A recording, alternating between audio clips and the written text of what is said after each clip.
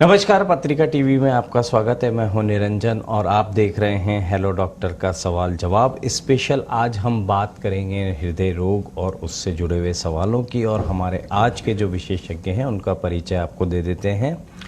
Doctor Mohit Sharma cardiac surgery में MCH कर चुके हैं। आप कार्डियक सर्जन हैं। वर्तमान में आप सवाई मानसिंह मेडिकल कॉलेज जयपुर के कार्डियोवैस्कुलर एंड थोरेसिक सर्जरी विभाग में एसोसिएट प्रोफेसर के रूप में कार्यरत हैं। हृदय रोग में योग की भूमिका को लेकर आपका research paper heart India journal में प्रकाशित हो चुका है। आपको 11 वर्ष से अधिक का अनुभव है और आपके 40 से अधिक रिसर्च पेपर राष्ट्रीय और अंतर्राष्ट्रीय जर्नल्स में प्रकाशित हो चुके हैं। डॉक्टर साहब, इस शो में आपका स्वागत है। Thank you. तो इस समय तो सबसे बड़ी चिंता जो है वो अचानक आ रहे हार्ट अटैक्स को लेकर है। एकदम से समस्या हो रही है और मरीज को बचाने का मौका भी नहीं मिल पा रहा है। तो काफ़ी चिंताएं हैं लोगों के मन में और सवाल भी उसी से जुड़े हुए हैं। तो हम सिलसिला शुरू करते हैं और आप तमाम सावधानियों के बारे में भी उन्हें बता सकते हैं। पहला सवाल है, मेरे दिल की क्षमता घटती जा रही है, इसको कैसे बढ़ा सकते हैं? ये सवाल हमें राजेंद्र ने भेजा है। देखिए, दिल की क्षमता दो चीज़ों पे डिपेंड करती है, जिसे हम टेक्निकल टर्म में कहते हैं कार्डियक आउटपुट, और दूसरा होता है इजेक्शन फ्रैक्शन, यानी आपका हार्ट कितना प्रतिशत काम कर रहा है एक नॉर्मल व्यक्ति की तुलना में। अब यह इजेक्शन फ्रैक्शन और कार्डियक आउटपुट किस पे डिपेंड करता है? ये आपकी शारीरिक क्षमता या शरीर के द्वारा किए गए कार्य के ऊपर निर्भर करता है।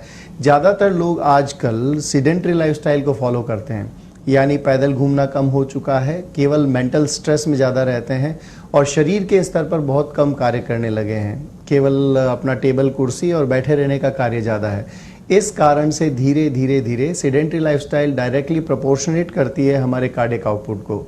तो अब कैसे इम्प्रोवाइज कर सकते हैं? सीधा सीधा संबंध मैंने अभी जैसा आपको बताया, अगर आप अपने शरीर को थोड़ा हिलाएंगे, डुलाएंगे, व्यायाम करेंगे, योग करेंगे, अपने आप को समय देंगे, हेल्दी लाइफस्टाइल को फॉलो करेंगे, you can improve your cardiac output as well as ejection fraction.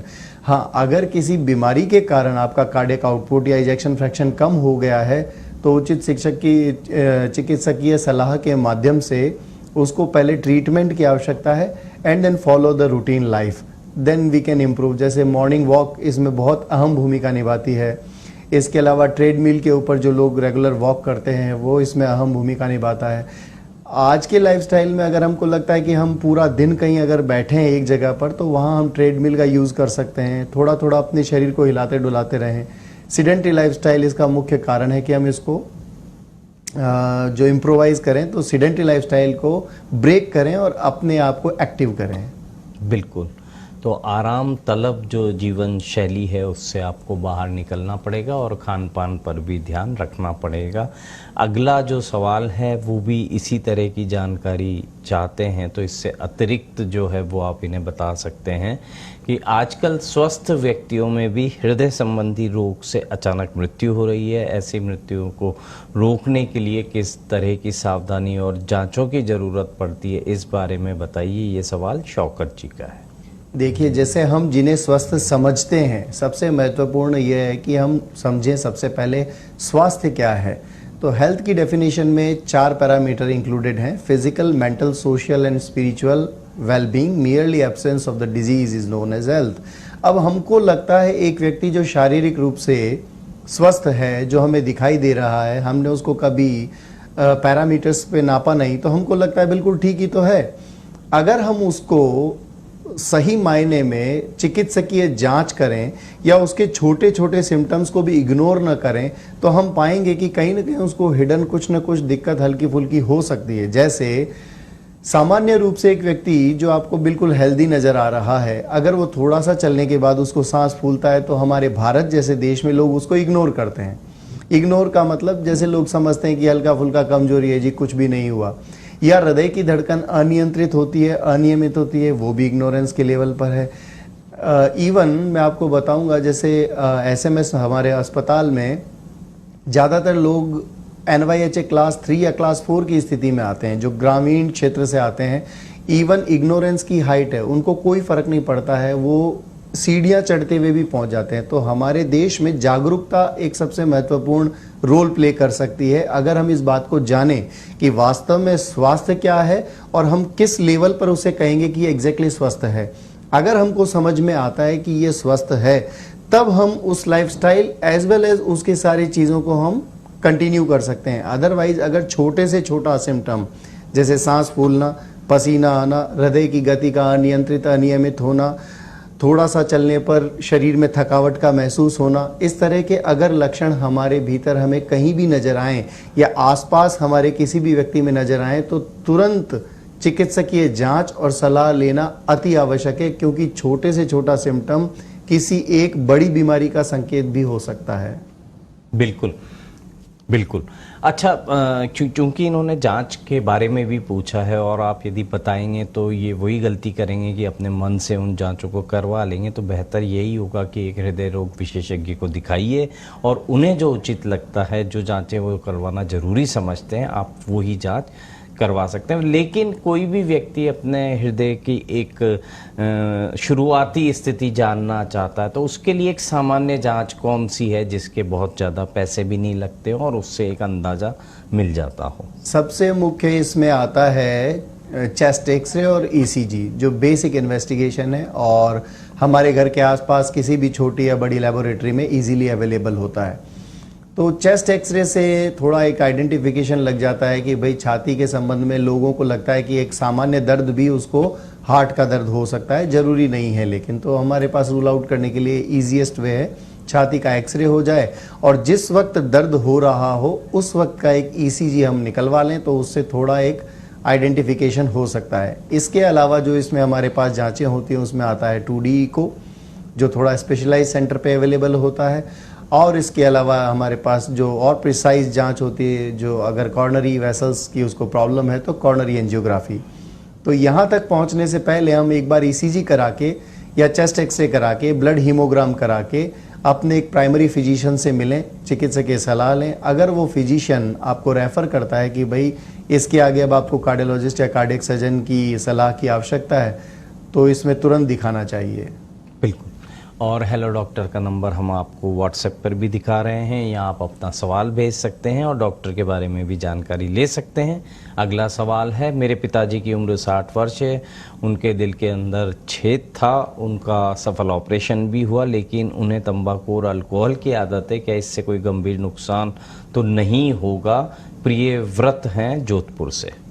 देखिए, आपने इसमें पहले ही रिस्क फैक्टर ऑटोमेटिकली लिखे हैं कि तंबाकू और अल्कोहल लेते हैं, तो तंबाकू और अल्कोहल सबसे बड़े प्रीडिस्पोजिंग फैक्टर है किसी भी प्रकार की बीमारी के लिए, न केवल हृदय रोग बल्कि सभी प्रकार की बीमारियों के। एंड जैसा आपने बताया, तो आपके पिताजी बड़े भाग्यशाली हैं कि 60 वर्ष की उम्र में हृदय का ऑपरेशन कराने के बाद पूर्णतः स्वस्थ हैं। तो आप अर्लीस्ट वार्ड पे उनको रिहैबिलिटेशन प्रोग्राम में करवाएं ताकि उनका ये तंबाकू और अल्कोहल तुरंत छूट सके।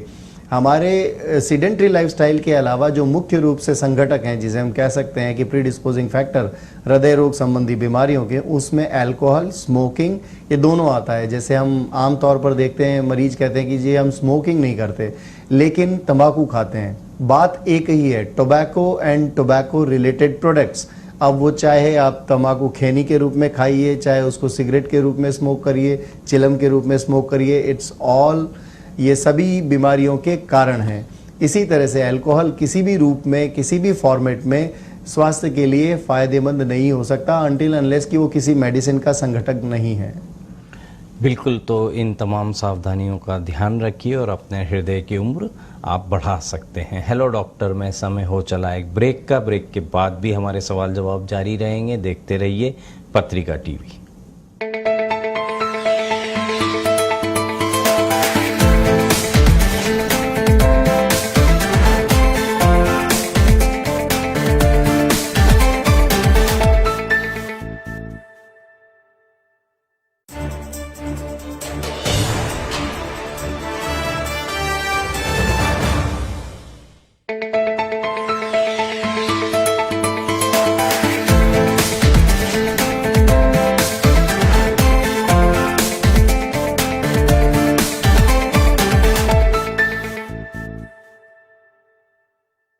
ब्रेक के बाद आपका एक बार फिर स्वागत है हेलो डॉक्टर के सवाल जवाब स्पेशल में। हम बात कर रहे हैं हृदय से जुड़ी हुई समस्याओं को लेकर। हमारे साथ हैं एक्सपर्ट डॉक्टर मोहित शर्मा जी। आप हृदय रोग विशेषज्ञ हैं, आप कार्डियक सर्जन हैं, आप दिल की सर्जरी करते हैं, ऐसे मरीजों को सर्जरी करके राहत देते हैं। अगला सवाल है, मेरी उम्र 55 वर्ष है और हाई बीपी की समस्या है, क्या मुझे हृदय रोगों का जोखिम है? अगर हाँ तो मुझे क्या सावधानी और बचाव करना चाहिए? ये सवाल है गोविंद जी का। देखिए, high blood pressure itself a predisposing factor है ना। अगर आपका ब्लड प्रेशर ज़्यादा रहता है तो आपको इसके लिए हृदय संबंधित सारी जांचें करवा लेनी चाहिए, क्योंकि अब ये शुरुआत है। ब्लड प्रेशर का बढ़ना ये एक फर्स्ट स्टेप हो सकता है आने वाली किसी बीमारी की सूचना। तो जहाँ पर भी आप इलाज ले रहे हैं अपने ब्लड प्रेशर का, उन्हीं फिजिशियन से एक बार आप कंसल्ट करके अगर आवश्यकता लगती है तो आपको अपने हृदय की सारी जांचें करवा लेनी चाहिए, क्योंकि ये ग्रेजुअली एंड प्रोग्रेसिव धीरे धीरे हृदय रोग का एक इंडिकेशन होता है। अच्छा, ध्यान रखने योग्य यहाँ पर यह बात है कि जैसे आप ऑलरेडी अंडर ट्रीटमेंट हैं ब्लड प्रेशर का, तो आपको डाइट संबंधी पूरा ध्यान रखना चाहिए। जैसे नमक, घी, तेल, इसमें जो वसीय पदार्थ होते हैं, हम एज ए इंडियन हम लोगों को समोसा, कचौरी, भुजिया ये सब बड़े पसंद होते हैं। तो थोड़ा खान पान पर अगर आप नियंत्रण रखते हैं और उचित व्यायाम और किसी अच्छे योग प्रशिक्षक से योग सीखते हैं तो डेफिनेटली आपको ब्लड प्रेशर में ये सहायता करेगा और आने वाले किसी हृदय रोग को आने से पहले भी प्रिवेंट कर सकते हैं हम। बिल्कुल। अगला सवाल है, मेरी बेटी की उम्र 7 वर्ष है, उसे हृदय की जन्मजात बीमारी थी, सफल सर्जरी 2 साल पहले हुई थी, अभी कोई समस्या नहीं है, क्या भविष्य में कोई परेशानी हो सकती है या नहीं होनी चाहिए? इस बारे में जानना चाह रहे हैं अंशुल। देखिए, जैसा आपने जो यह प्रश्न पूछा है उसमें निर्भर करता है कि आपके बच्चे को ऑपरेशन किस प्रकार का हुआ है।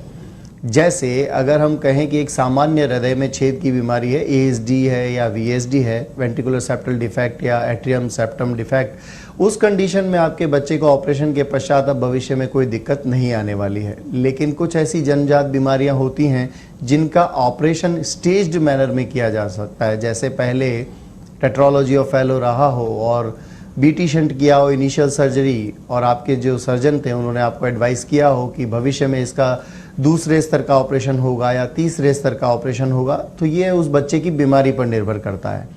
ज़्यादातर बीमारियों में जो जन्मजात बीमारियां होती हैं उनमें सर्जरी के बाद भविष्य में कोई दिक्कत नहीं आती है। अगर कंप्लीट करेक्शन हो जाता है तो बच्चा अपना एक सामान्य जीवन जीता है और एक आम जिंदगी के साथ साथ अपनी एक आम उम्र को भी जीता है, कोई दिक्कत नहीं आती है।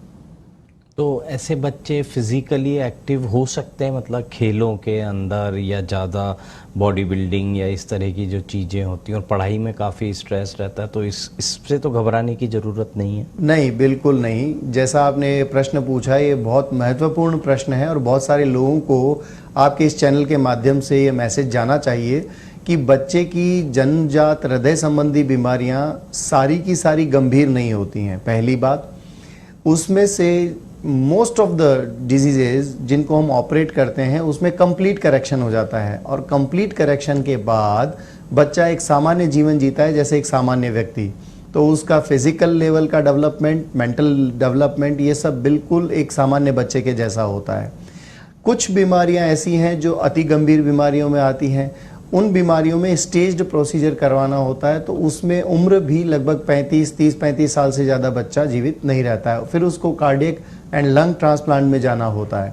तो ऐसी स्थिति में आजकल चिकित्सा विज्ञान इतना ज़्यादा एडवांस हो चुका है कि हमारे पास ये सुविधा भी उपलब्ध है कि हार्ट और लंग ट्रांसप्लांट तक किए जा सकते हैं। अब हम बात कर रहे हैं इस 2023 एंड 24 एरा जो आने वाला है, इसमें AI, जिसको हम कहते हैं आर्टिफिशियल इंटेलिजेंस, इस लेवल पर मेडिकल साइंस को डेवलप कर दिया गया है कि हमारे पास एक से बढ़कर एक टेक्नोलॉजिकल एडवांसमेंट्स हैं।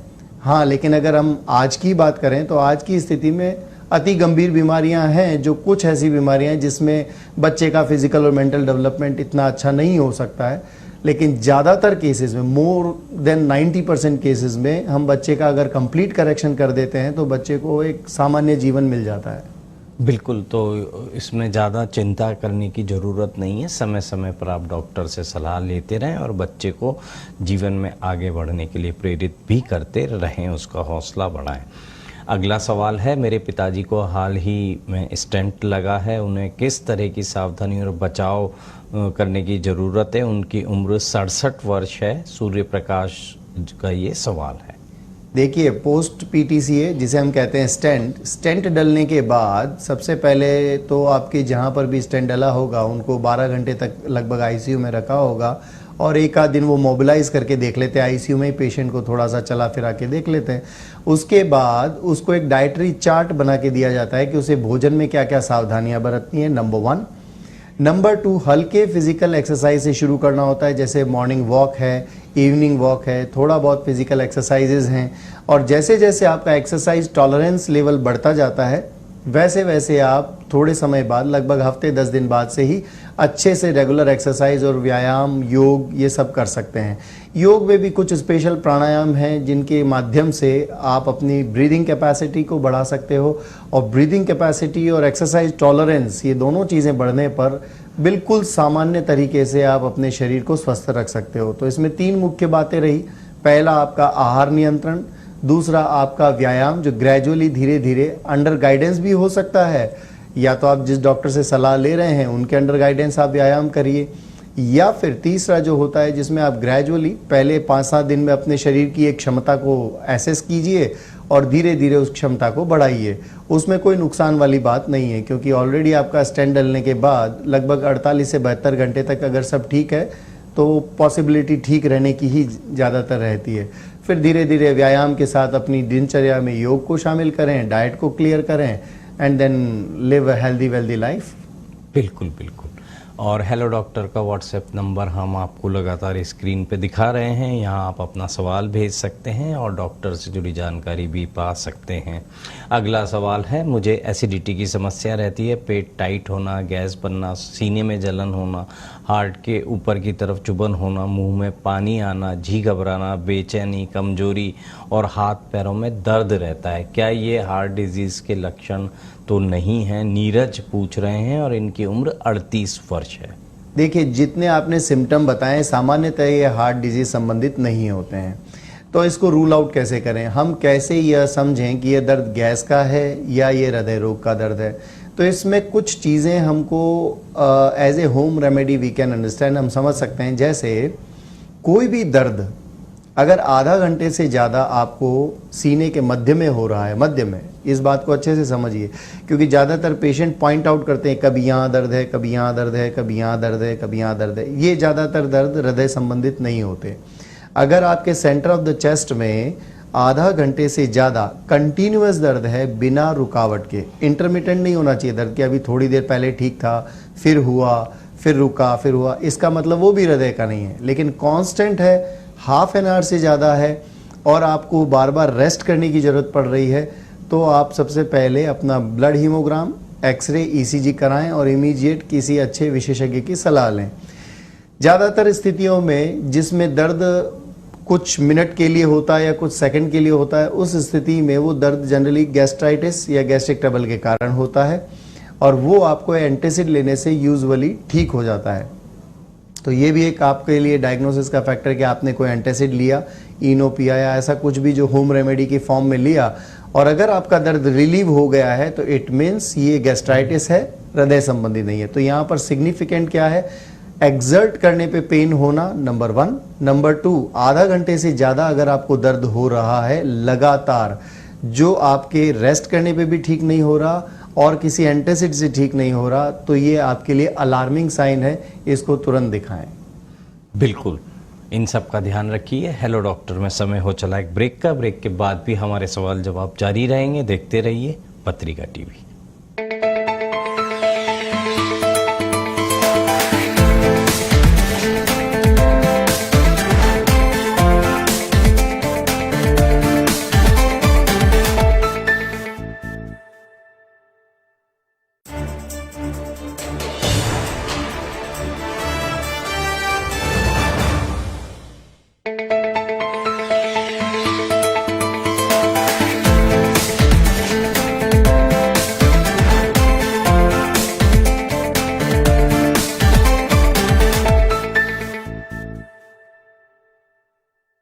ब्रेक के बाद आपका एक बार फिर स्वागत है हेलो डॉक्टर के सवाल जवाब स्पेशल में। हम ले रहे हैं हृदय से जुड़ी हुई समस्याओं पर सवाल और हमारे विशेषज्ञ हैं डॉक्टर मोहित शर्मा जी। आप कार्डियक सर्जन हैं, हृदय रोगों के और इनके जो मरीज होते हैं उनका सर्जरी से इलाज करते हैं। हमारा अगला सवाल है, मेरा कोलेस्ट्रॉल लेवल ज़्यादा रहता है, बीपी भी है, इसके लिए दवाएं ले रहा हूं, मुझे और किन बातों का ध्यान रखना चाहिए, इसके बारे में जानना चाहते हैं दिवाकर, और इनकी उम्र है 62 वर्ष। देखिए, आपके इस प्रश्न में ही आपका उत्तर है। कोलेस्ट्रॉल हाई है मतलब आपका डाइटरी पैटर्न सही नहीं है।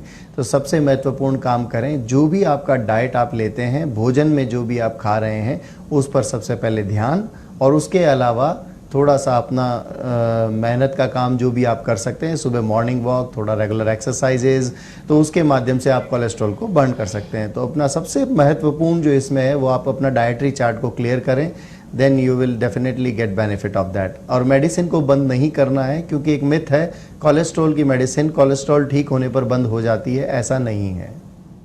अच्छा, इनका कोलेस्ट्रॉल बीपी दोनों है, तो क्या कोलेस्ट्रॉल की वजह से बीपी है या बीपी की वजह से कोलेस्ट्रॉल है? कोलेस्ट्रॉल की वजह से ही blood pressure as well as हृदय संबंधी बीमारियां, ये दोनों के लिए प्रोन होता है।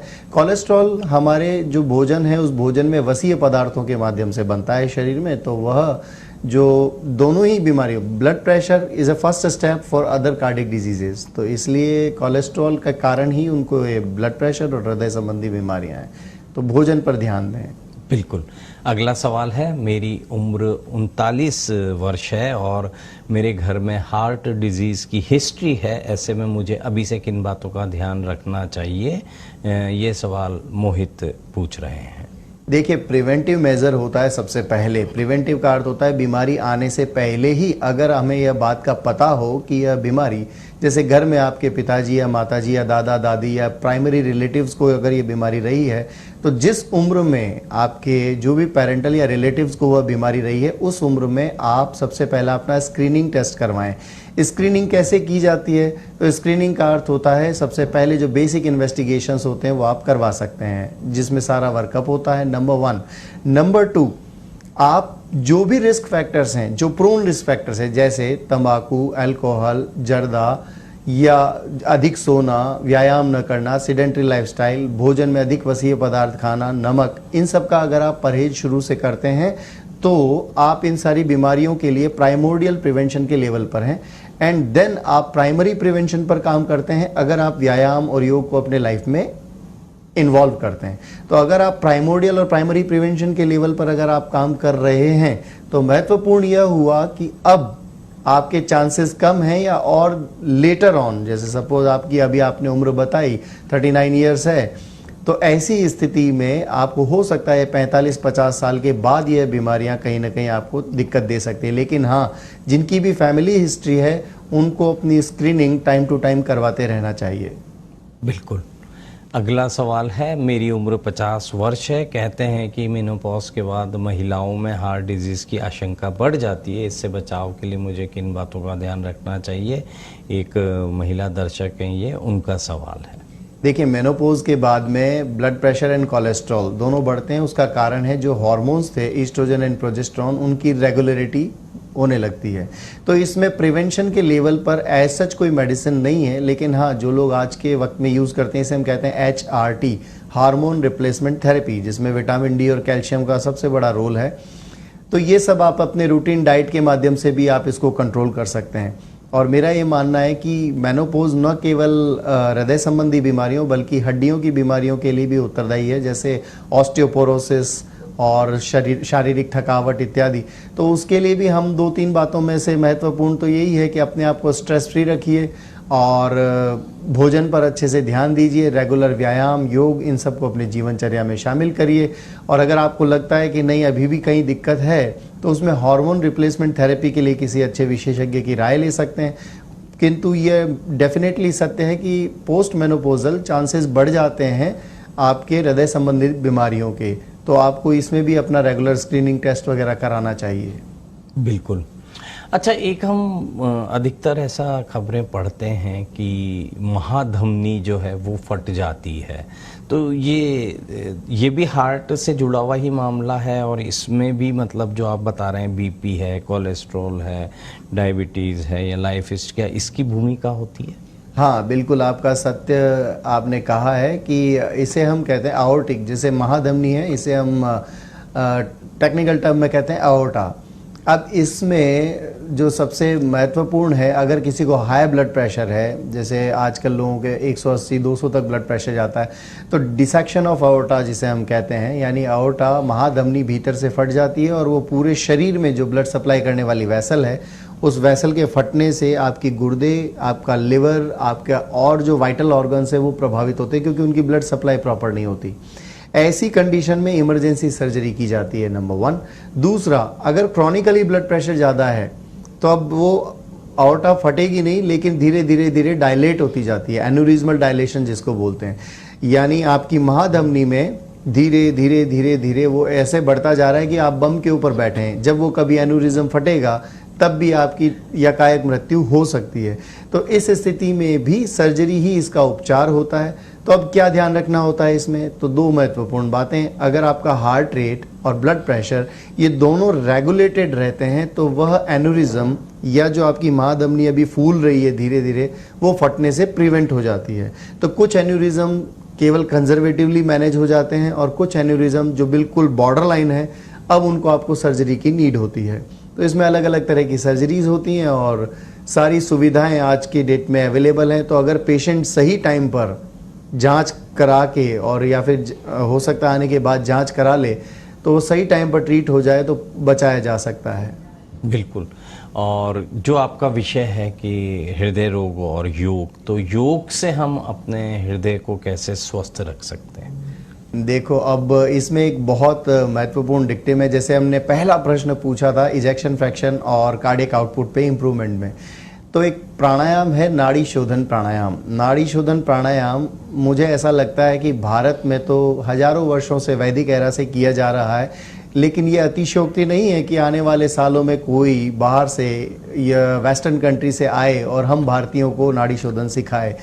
क्यों? क्योंकि हम लोगों के पास में जो ऑलरेडी हमारी प्रॉपर्टी है उसको हमने इग्नोर किया है। अगर हम तरीके से नाड़ी शोधन प्राणायाम करते हैं तो ये भी हमारे कार्डियक आउटपुट और इजेक्शन फ्रैक्शन को इम्प्रोवाइज करता है। इसके संबंधित रिसर्चेज बहुत सारे अवेलेबल हैं। जब भी आप गूगल पे रिसर्च करेंगे you will find all the researches related to ejection fraction and nadi shodhana. इसको वेस्टर्न कंट्रीज में नाम दिया इन्होंने अल्टरनेट नॉस्ट्रल ब्रीदिंग, जबकि ये मूलतः नाड़ी शोधन है। नाउ द सेकंड पॉइंट जिस पे मेरा खुद का रिसर्च पब्लिश हुआ है वह है सुदर्शन क्रिया का इफेक्ट। जो सुदर्शन क्रिया आर्ट ऑफ लिविंग के प्रोग्राम्स में सिखाई जाती है, ब्रीदिंग टेक्निक जिसे हम कहते हैं, श्वास लेने और छोड़ने की एक प्रक्रिया जिसके माध्यम से हम तनाव मुक्त हो सकते हैं और शरीर को स्वस्थ रख सकते हैं।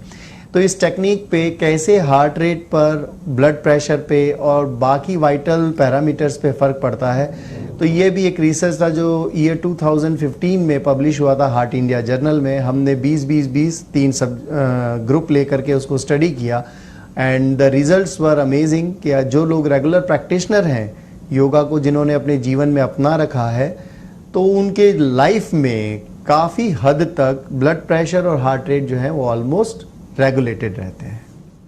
बिल्कुल। तो डॉक्टर मोहित जी को हम धन्यवाद कहेंगे, उन्होंने इतनी उपयोगी जानकारी दी, और ख़ास करके जो सबसे बड़ी चिंता इस समय लोगों की कि अपने हार्ट को हम कैसे स्वस्थ रखें और अचानक हो रहे हार्ट अटैक या हृदयघात से कैसे अपने आप को बचाएं। तो इन सब चीज़ों का ध्यान रखिए। और योग या हमारे भारतीय जितनी भी वैकल्पिक पद्धतियाँ हैं उनमें बहुत सारी चीज़ें हमारे खान पान और व्यायाम को लेकर बताई हुई है, उन्हें आप अपने जीवन में शामिल कर सकते हैं, दिनचर्या का हिस्सा बना सकते हैं। हेलो डॉक्टर में आज के लिए बस इतना ही। कल फिर मिलेंगे। देखते रहिए पत्रिका टीवी और रखिए अपनी सेहत का ख्याल। नमस्कार। नमस्कार।